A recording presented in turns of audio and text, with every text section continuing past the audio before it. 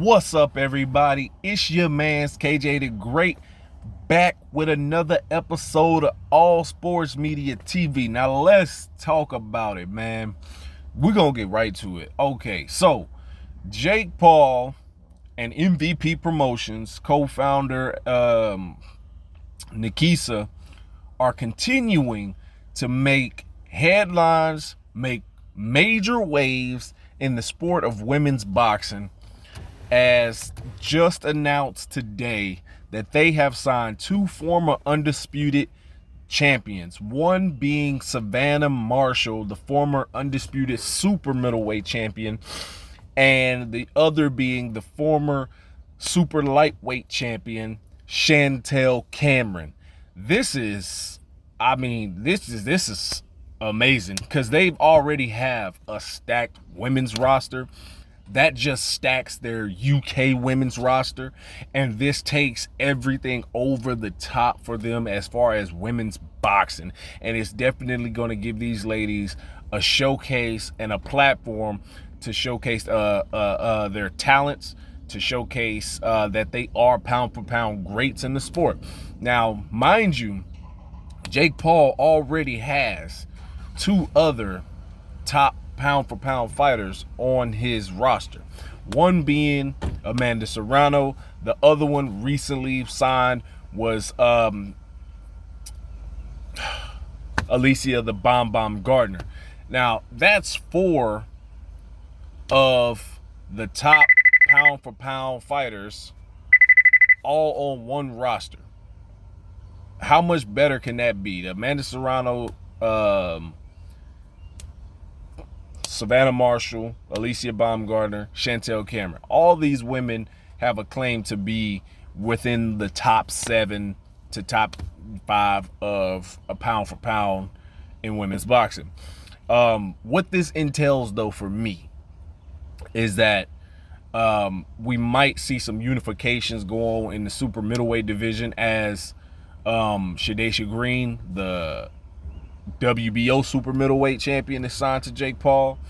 Savannah Marshall, although she was stripped of some of her titles, she still is the IBF super middleweight champion.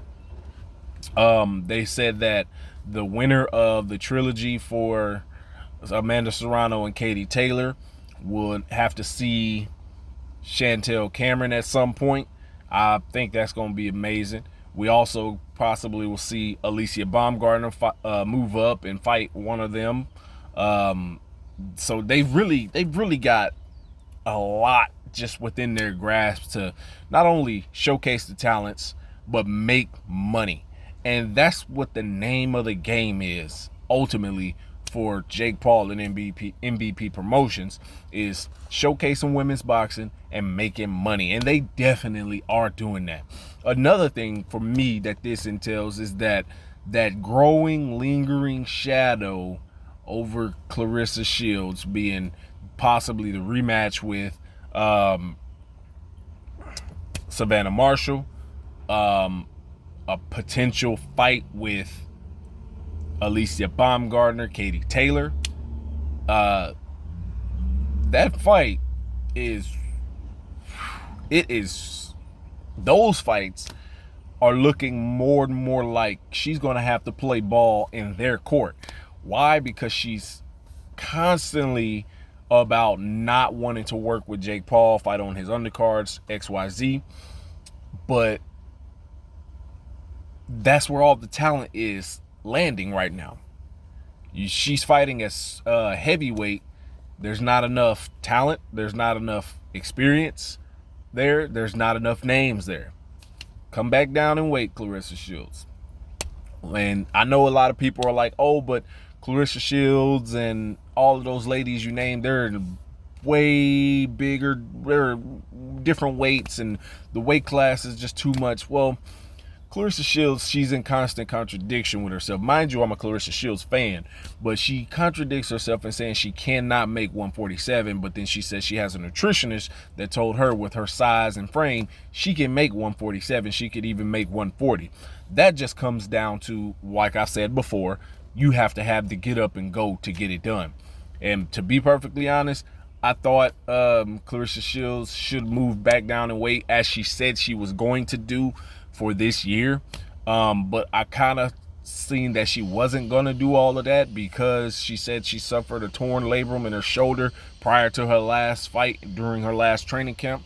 So that kind of put that idea on the back burner. But it's still so much, so many great fights that we could possibly see. We could see Savannah Marshall and Shadaysha Green. We could see Shadaysha Green fight and unify with Franchon Cruz, who recently signed to Salida Promotions and is now a stablemate with Clarissa Shields.